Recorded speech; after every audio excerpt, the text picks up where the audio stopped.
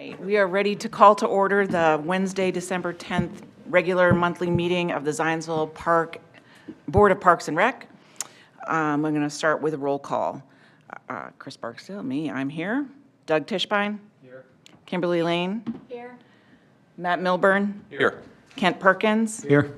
And Chad Dilley and Anna Shapaw are not here.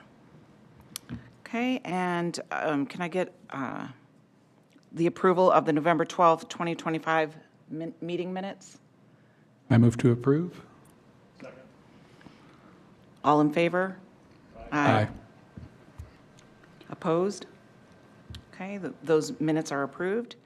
And now we move on to public presentations and comments. Anyone? No? Okay, nobody's here to speak. So we'll move on to staff reports. Jared? Thank you, Chris. Good evening, Park Board. Just a couple of items I want to highlight from the superintendent report. In the month of November, we, members from the team, attended the IPRA conference. That's the annual Indiana Parks and Recreation Association conference held in Muncie this year.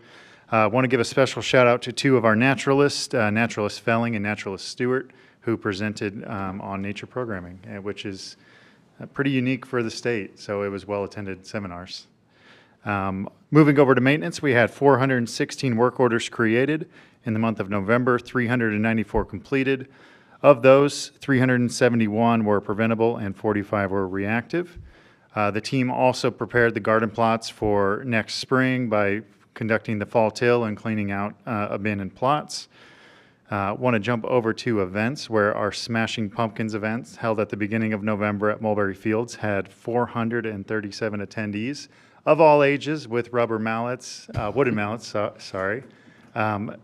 helping with composting their pumpkins from the Halloween season. So I want to give a special shout out to our recreation coordinator, Ray, as well as the Zionsville Fire Department, who actually lifted the pumpkins up and dropped them from the ladder truck. So it's a growing event every year. It's a lot of fun out at Mulberry Fields after the Halloween season. Today, there was a walkthrough of the Mulberry Fields concession stand. A couple of punch list items were noted. Contractor will continue to work through those. Some of them will have to be resolved in the spring, so we'll hold on to some funds and carry that contract over. But we're in really great shape, and we should be able to open the restroom portion of those pretty soon for one of these snowy days. Moving on to Carpenter Nature Preserve, the rustic and paved trails throughout the site are down. We were able to get those in before the weather hit. There's also been additional site work at the amphitheater and concrete poured, and the contractor will continue to work on the building now that the colder weather has set in. So we are still looking at substantial completion for the restroom facility in January and still looking at a May final completion for the whole project. So still on track, everything's moving great, and that project is going well. And finally, just to highlight activity on our Big Four Rail Trail, in the month of November, we had 9,240 encounters on our trail counter. 2,265 of those were still cyclists, and 6,975 were pedestrians. And that is all from the superintendent report. Okay, great. Any questions, anyone? Just a quick question on the counts, on like the 240. So if they go down and back, that's counting the same person twice. Yes, so it's data of activity, but it's not user specific always. Thank you. Okay. And then next we have Director of Rec Services, Mindy. Good evening, everyone. All right, so for the month of November, we finished out with 852 walk-ins to the Zionsville Nature Center. Had some pretty, for as crazy as November is, some pretty big school programming going on. So we ended up going out to both Union, Trailside, and Boone Meadow Elementary for their first grade to do some animal adaptations outreach programs. And we also finished off the Creek Stomper season with a rental with the Zionsville Swim Club. So that was a nice one. Just to highlight a few other programs that went on that are kind of fun and unique. We had a coffee and canvas at the Nature Center that did sell out with 15 participants on that one. And then we finished off our season in the Hoop House with the Little Sprouts program, learning about leaves. As Jared said, we finished November with one of our events, Smashing Pumpkins. And then, of course, IPRA with Rachel and Sierra, and you can see their attendance there for their programs for those. We unfortunately did say goodbye to our rec coordinator, Sally Harrell. Her last day with the department was November 8th. So, good luck for her. We will not be filling that position at any time soon. So just moving forward, I will be taking over some of those programming. And then we started off our Winterfest season. So we had our first event last weekend. I know it's December, but I want to talk about it because it's so well received. So we kicked off Winterfest with our Makers Market last Saturday with 75 different vendors. We had almost 3,000 attendees, the best you can count when people are coming from every which direction. So roughly about 3,000, a lot of shopping, very happy vendors. So we look forward to bringing it back next year and continue to see it grow. So that's all I have, unless you guys have any questions for me. I have one. Yeah. I'm not sure it's for you or Jared, but last January, we talked about the igloos in Lincoln Park. Yes. And so because we're under partial construction, are those going to be relocated to some other location?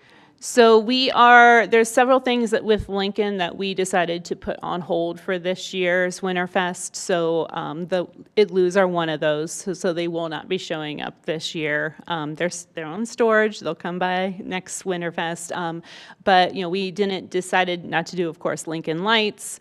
We're not doing the Fireside Nights program because that was tied to the igloos, and we're also not going to be doing Java Trail because that was, again, a part of Lincoln Park. So there'll be some things that you won't see in Winterfest this year, but we're hoping we'll bring them back once Lincoln reopens next year. I know I had kind of an extended and alternate use for those igloos as well. We talked about in January. Yeah. I don't know if you've given that any thought, or now we've got more time to think about that, but because they're only up for one night or. Yeah, we've talked a lot about how we can use them, but yeah. Thank you. Yeah. Thank you. And now we're on to new business. We've got the 2026 budget review for the Parks and Rec. Thank you. We'll just pull that up on the screen so we can all follow along.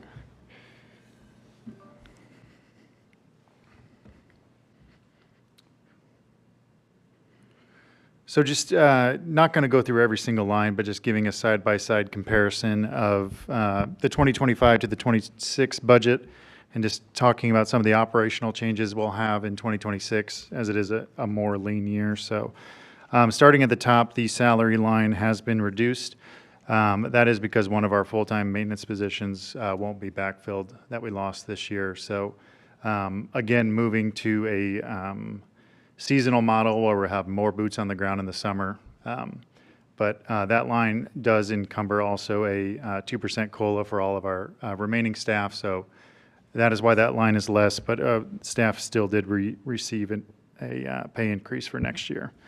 Modest gains to overtime.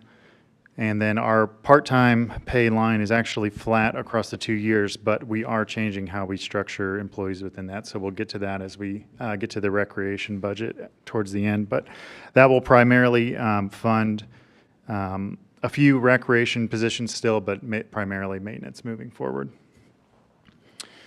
You might have noticed an exaggerated line on the longevity pay. That was a typo, my mistake. So there's not $88,000 worth of longevity pay. It is actually just $8,000, and that is just as employees are with the town longer, they are compensated for their years. So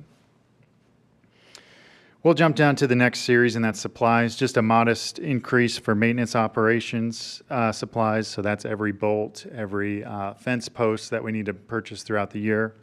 increase so we can anticipate carpenter and our growing park system and growing users.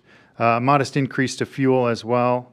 As we move mowing in-house, we anticipate not only costs going up, but just more consumption next year. Relatively flat on the other items. As we jump down to contractual services in the services line, this may look like an increase, and that is because there is earmarked funds for the next impact fee plan. So every 5 years, we have the opportunity to develop a new impact fee. So every single new roof in Zionsville will pay that fee moving forward. So it's time to get the 27 fee in place. So we'll begin that study in 2026. So the 2026 Park Board will have that proposal before them for consideration. So that's a percentage of the increase. But moving mowing in-house, we've actually been able to reduce some of our overhead within the contractual services line. So instead of being a contracted service, that's now going to be part of our operations moving forward. So that does present some challenges. Obviously, our staff will be much more widespread. With 800 acres of parkland, you can imagine how large that contract was. That was approximately 80,000 this year. So many of those staff hours that were freed up with that being contracted out are now going to be dedicated to that. So that means a little bit less time for repair, less time for ADA improvements and other improvements to our park system. So it's just, we're revolutionizing how we conduct our rounds and patrol of our park system so that we can be the most efficient with our time. Moving on. Jared, I have a yep. question on that real quick. Yes, Is that because of budgetary concerns bringing it in-house, or? Yes, that was a cost-saving measure that we proposed with the overall budget as the administration moved that forward. So we certainly have the expertise to mow grass. That's a base task we've always done, but taking on the full portfolio of our park system is a bigger ask. But Are there any, do we have the equipment currently? Are there any concerns that we'll need more equipment to support that? I do believe we'll need more equipment. We built that into next year's budget to purchase some of that, but also later in the agenda tonight, we'll discuss a piece of equipment that could also help support that, in addition to most other things we do. But thank you for that. Moving down, just modest gains in many of the other lines within our services. A new line for this year is the gas line there, and that's for natural gas, since Carpenter's our first park with natural gas instead of electric. So, moving to capital improvements, there will be no improvements, no funding in the improvements line for next year. So historically, this line has both been the recipient of capital funds, as you can see, for our Lincoln Park project, as well as it has provided funds for the simple solutions. So if there's a ADA slide on a playground that's a couple of $1,000s, we're not completely draining our operating. That's what those improvements lines were for. It purchased benches, picnic tables, some of those smaller things. It was resilient enough to allow for some small capital requests to come before the board where they're a couple tens of thousands of dollars. And when we underspend that line, that is what goes into our non-reverting capital. So in our financial sustainability plan, that was one of the mechanisms for us to build up our capital reserves. Unfortunately, we won't be able to do that in 26, but my hope is that we will be able to bring it back in 27 to begin that resilience. As I mentioned, we do have $40,000 towards equipment next year, so we will utilize that to purchase an additional mower and other equipment necessary for our expanding park system. Moving over to the non-reverting operating, so this is primarily our programming fund. You'll notice the part-time line has jumped significantly. That is because we began to move some of those part-time positions from the general fund into the parks non-reverting operating. So that was part of the methodology of the financial sustainability plan, is beginning to develop an enterprise fund for supporting operations. So we're taking the first steps of that with 26, and as we build healthier cash reserves and we have the revenue to justify it, we'll continue to move those positions.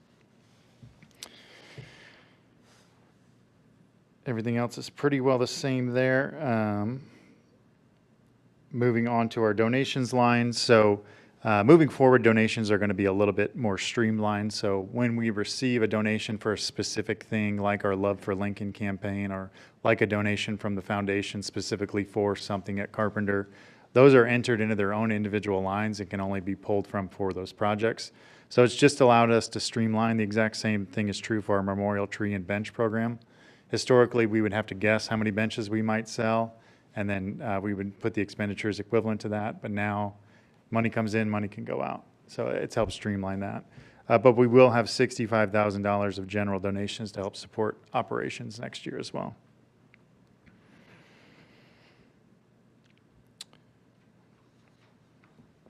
Where are those coming from, the 65,000? Is that from the foundation or? We receive donations throughout the year. That's both historic cash reserves and then just general donations we've received recently. So those are not assigned to any specific project. They can be utilized as necessary.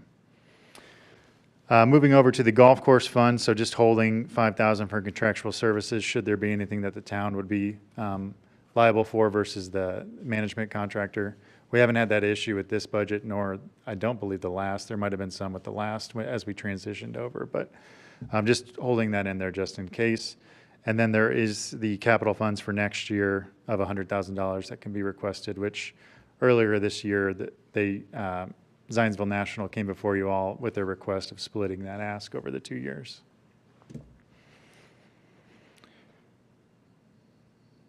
And finally, these are some of our non-DGLF, so non-tax-based capital funds. The only expenditure out of these would be $60,000 from our 2012 impact fees, and that is to purchase the equipment that'll go inside the concession stand. So that just wasn't in the original ask.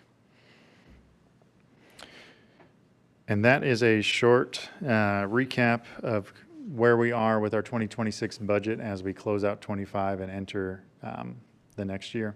So I'm happy to answer any questions related to that.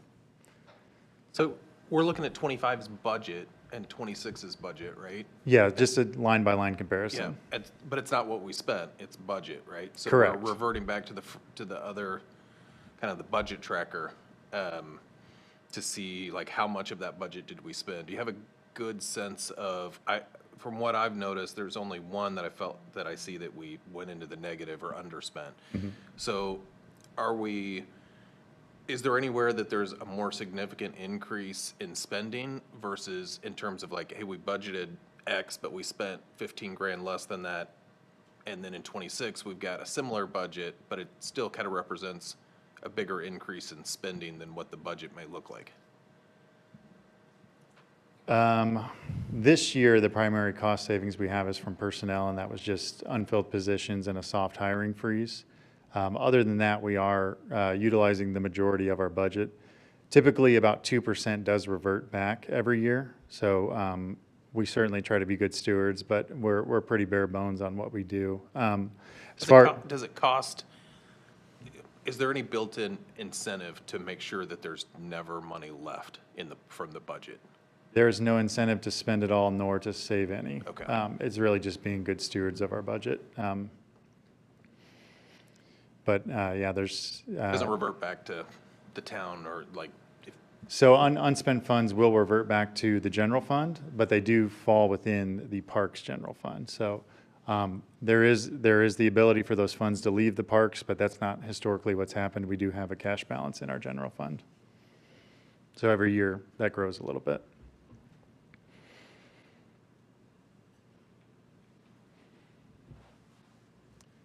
Okay, any other questions? I got maybe two. Okay. The $10,000 in engineering, what would that, is that not project related and go to a job cost, or what is that for? So some of the ways we've used that is for like bridge inspections and smaller engineering projects like that. And then on tree services, I see you cut a lot of trees, right? I mean, you do a lot of work. Yeah. Have you ever thought about trying to put that out for, I don't know how you do it, but put it out for bid, or, and I'm not sure what they would bid. I'm looking like a all-inclusive contract that says, okay, any tree that I need to cut down, you can cut it because you won this award. instead of going job by job, tree by tree. But I'm not sure how you qualify what that Yeah. looks like. I mean, we could certainly write an RFP and we would piggyback with DPW, much like we did with the mowing contract historically. That might be a great question. There's a lot of professionals that offer that service, and we have no shortage of dead ash that we could get our money out of that. But the problem potentially that I see is the majority of our tree services are reactive after storms, or if there's a hazard tree that's a little bit outside of our capabilities in-house. That's primarily where we utilize it. But to proactively plan, we want to clear this section of woods, that would be a little more challenging, but I'm not saying it's impossible. I could certainly look into that. That's all I have. Thank you. Jared, I don't still quite understand the donation line item. Are those just historically, that's what we anticipate, or are those commitments for donations? So specifically for 2026, that is utilizing existing cash balances in donations. We just allocated Oh, a it's money we already percentage. have. Yes. Okay. Yep. Okay. Other questions? And you're just presenting this to us? No action at this Okay. time. Where does this stand? I'm sorry, I haven't watched a council meeting in a while. Where is it as far as the council? Yes, so both the DGLF, the tax-based fund, as well as the non-DGLF funds have been approved. So those are heading to the state to get certified. They might have already been certified. But these are the marching orders we'll use for next year's operations. Thank you, Jared. Of course. And next up is the 2025 equipment purchase, a utility tractor. Yes, thank you. So again, mentioning that we did have some cost savings in our personnel lines, we have the opportunity to attempt to fortify our operations for next year. This became apparent that we are seriously in need of a secondary tractor, as our primary Kubota tractor went down midsummer, which, as you can imagine, is when you're using that the most. So we had several promises. We had challenges keeping. Worse, even trying to secure a rental took close to a month.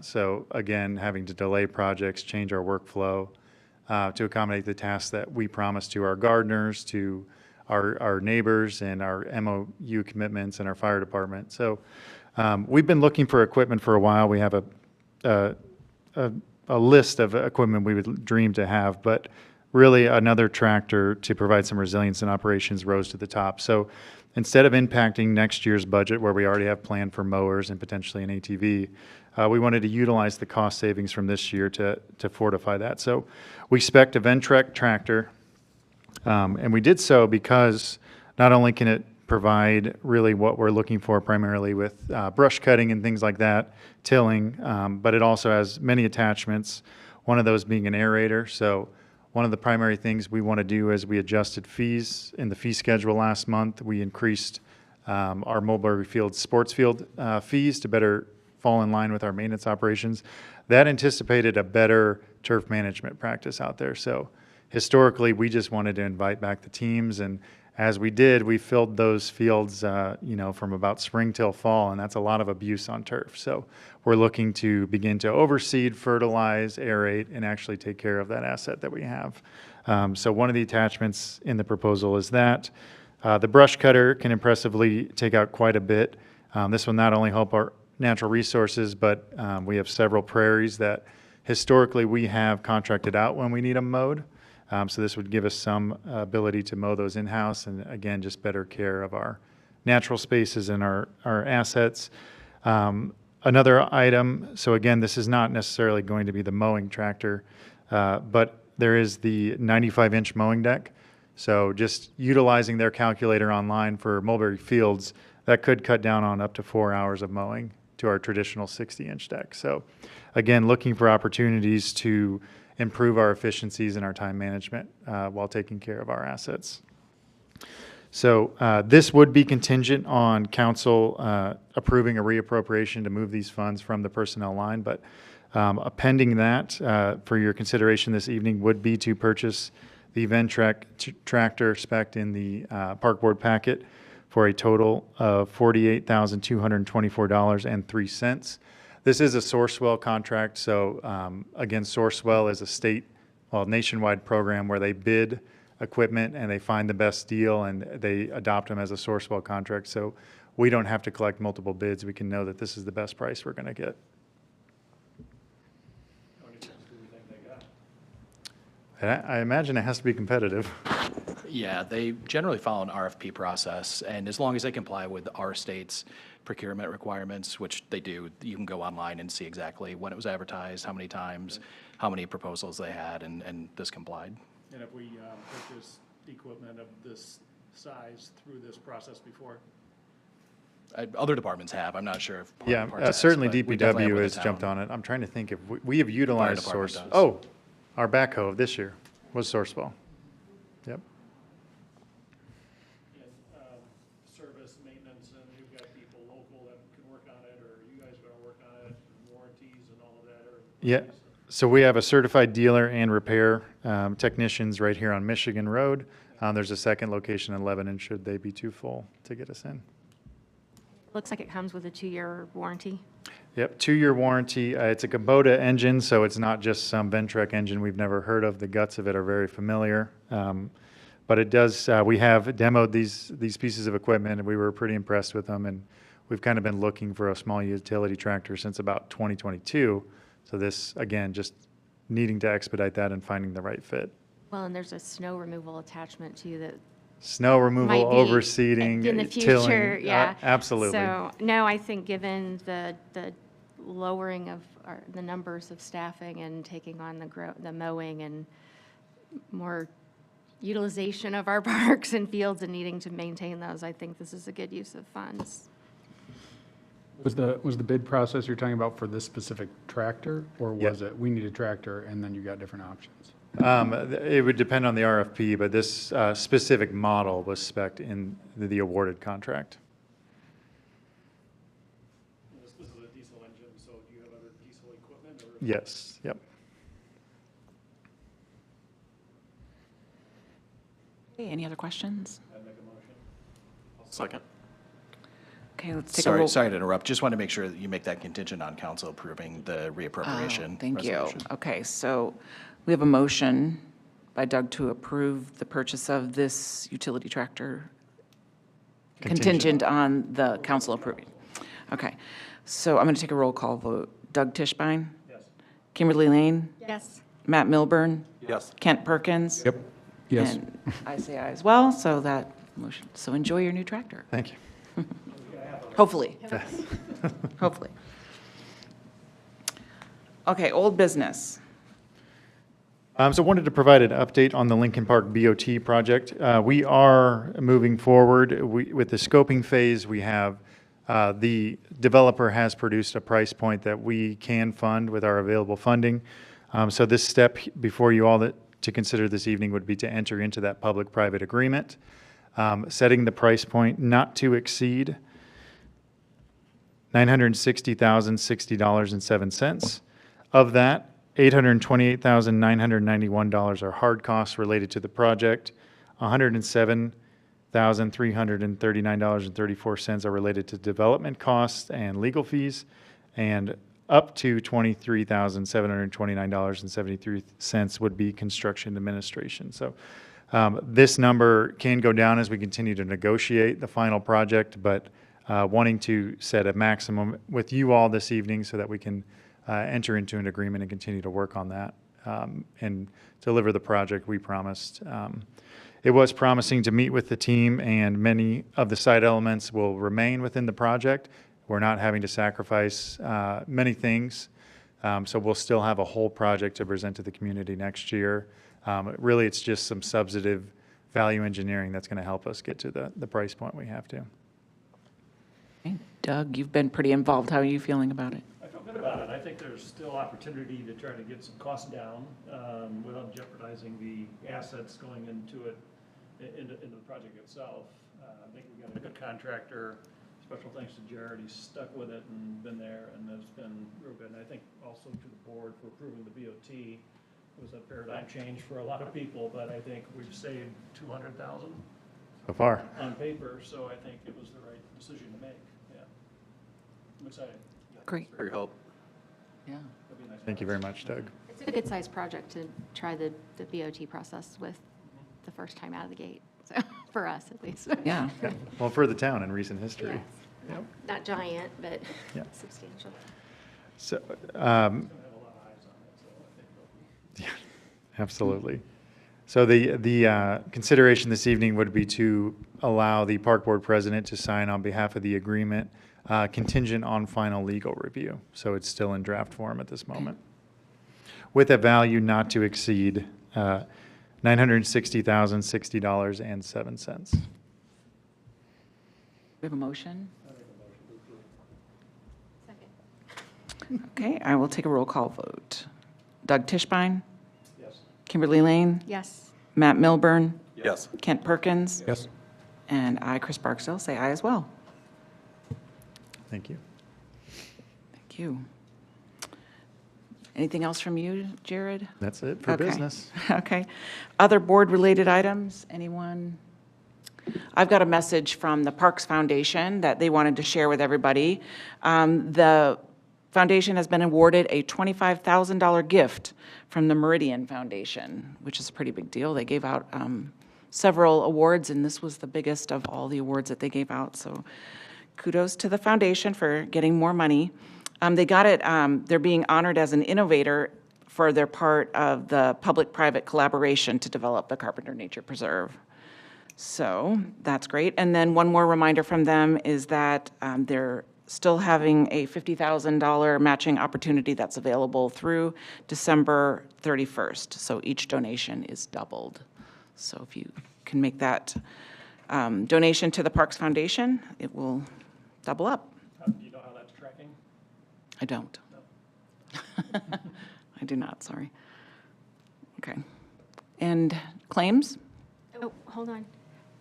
It's Chris's last meeting. I just want to say thank you for your leadership. Stepped in at the last kind of couple months, and I've enjoyed working with you for the last couple of years, so thank you. Thank you. It's been a great opportunity. I want to thank the school board, Becky Kaufman, and for letting me have this opportunity. And I was telling Jared and Mindy that I'm very impressed with everything that they can do. You are always looking for cost savings, but doing so much with so little, and we're just in such good hands. Just everyone to keep in mind that they are doing everything they can to preserve all the green space and all the parks and the fun things that Zionsville can bring to the people that live here. So thank you so much for all of your hard work. Kimberly, is it your last meeting too? No, I have one more year with y'all. Okay. Oh, okay. Yeah, Thanks, Chris. yeah, thank you. I think Chris is the only one. Everybody else is, It's the only one I see except you, but yeah. Okay, thank you. All right, claims. I got some votes. BFNS, the 2,700, is that final payment? That's final payment for the engineering and construction administration for the Turkey Foot Bridge. And I'm just curious, we have a couple of line items for animal care. Yes, so we have several animal ambassadors in our nature center. So they regularly, obviously, need food and water, but they also go to the vet and items like that. If you haven't gone into the Nature Center, Doug, you really need to come visit. It is so cool. You should check out our library too while you're there. Yeah, well, I always like, when I take people on tours of the library, I like, oh, come look at the snakes and the toads and stuff. Yeah, I've been to the library many times, but I haven't, Yeah, it's fun. I'll do it. And I was in a first grade classroom this week, or last week, when Sierra brought in her little animal friends to the first grade class. It's pretty cool. The snake and crawls all over her. A lot of, I see a lot of payments to MatCon out of a number of different funds. Is that, Every project, every capital projects have several different lines we pull from. most of these are Carpenter, so you're Yep. pulling out of Yes, several funds. yep.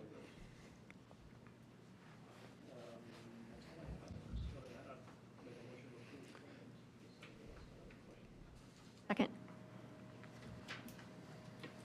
Okay, roll call vote. Doug Tischbein? Kimberly Lane? Aye. Matt Milburn? Aye. Kent Perkins? Aye. I say aye as well. Claims are approved. Okay, if we don't have it, nothing else, Motion to adjourn? motion to adjourn. So moved. All in favor? Aye. Aye. Thank you. Thank you all.